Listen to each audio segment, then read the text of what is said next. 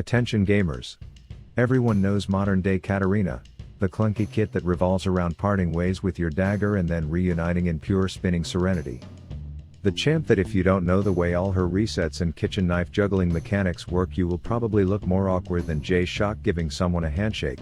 The champ that your team full of modern-day toxic failed abortions of losers playing this game will harass you in chat for your skill level as you are just praying something about this dumb mechanic revolving around dropping your dagger and then picking it up again starts clicking. You know that enemies will die if you hit them with a hard R.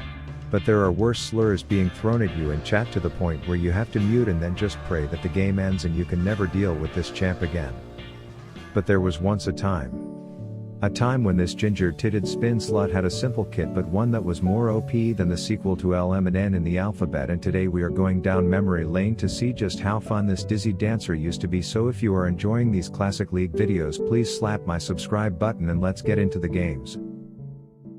Alright, game 1, I'm against the mascot for the Angels and Demons trilogy, and the very intensive strategy that I have in lane boils down to whipping a butter knife at the bitch when she walks up and then playing like a pussy for a few seconds when she lights her sword on fire. But then the second the calendar shows it's my 6th birthday, I run in there and do my birthday dance, which consists of many twirls and dropping of daggers, which I can see being dangerous to the others in the room.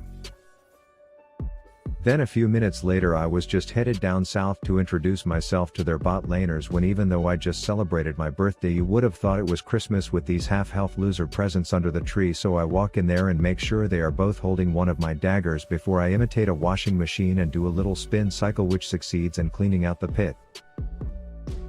This did delay my meetup with the two sluts down here, but I ended up booking the next trip I could to get down there because apparently people are saying blondes are badder than redheads, and I'm thinking maybe if we are talking about skill in League of Legends that's the case.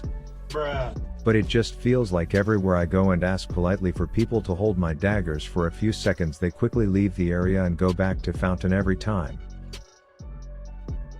I decide to head back bot because I like spinning in front of bigger audiences, only to see that Master Yi has so many pop rocks shoved up his asshole he's giving these women hope that there's a payday in their near future. So I come in and distribute daggers to all involved parties and then proceed to do my twirls. The blonde didn't wait to see the end, she's already pissed off over a ginger stealing her spotlight, but I wasn't about to let her get away with disrespecting me like that, so I had Bobby the Bull nudge her in my direction and then I finished her off. Then I started getting a little cocky in the enemy forest, which prompted a very classic League 2012 looking fight in the weeds.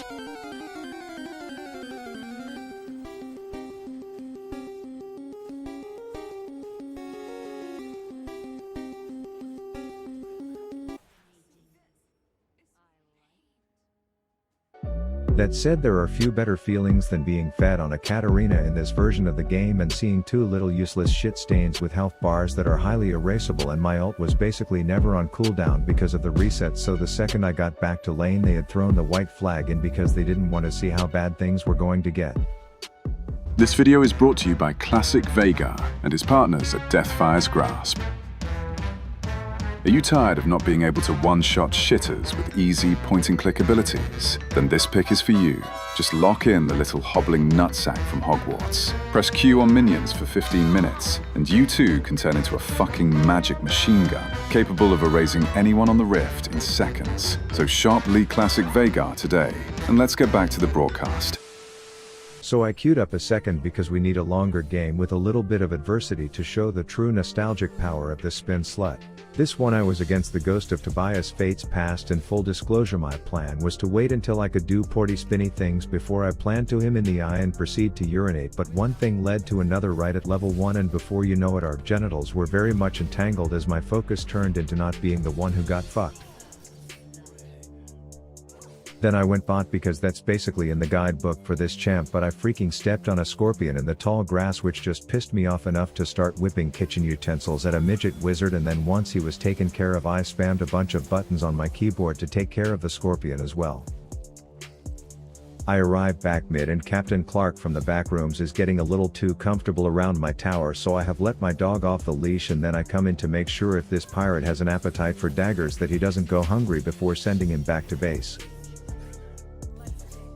Word on the street, there's a streamer university class down bot on how to use other people to build your own success and make fat stacks, and I'm thinking sign this bitch up only to realize the main character energy in the room is a bit exhausting. But turns out I just had to buckle down and spin my dick off while completely ignoring that active item I had in my bag, but in the end it really didn't even matter as I got paid and definitely didn't burn to death right after. Then on the other side of the globe there's a type 1 diabetic running around with his keg of Barney jizz wreaking havoc up there, so I go up see if he's interested in some manual liposuction as I have my entire tool kit, but he declines, running quite fast for his size, which I fear may start an earthquake, so I have to euthanize the man cosplaying a hippo.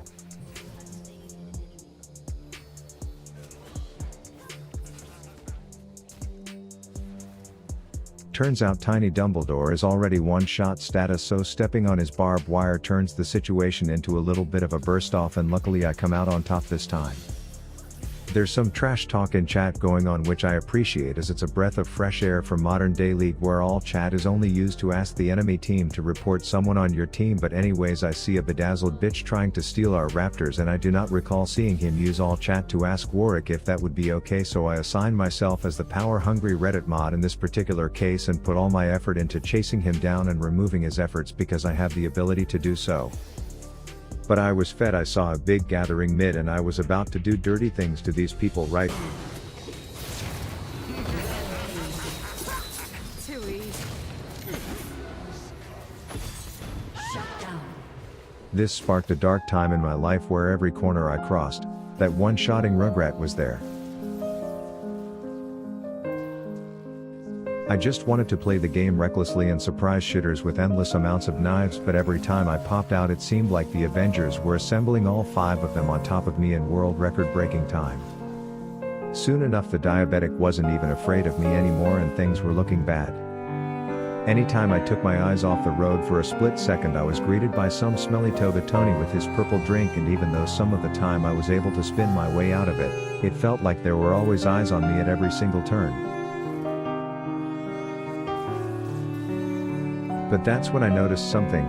Their support was working extra shifts, full-time overtime over Achiever class pet, fucking around the clock making sure our cameras were taken down while he had them everywhere. So I asked the innocent question of, what is their Alistar's vision score, to get an idea of why I felt like Big Brother was watching my every move. 61 was the answer, and that's where it made sense to compare that number to that of our support.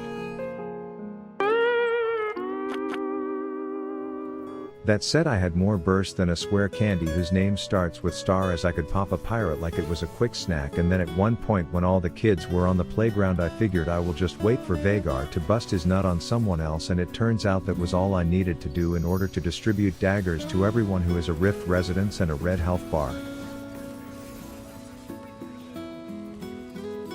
So the strategy was communicated to focus Vagar, to which you see we executed to near perfection by all running at and ulting that fat bastard instead, but opened the door to us marching down into the base and slowly waiting for an opportunity for that teeny weeny midget to play leapfrog with our Singe, so then I could do a little knife strife to end his life combo as we then ended the game.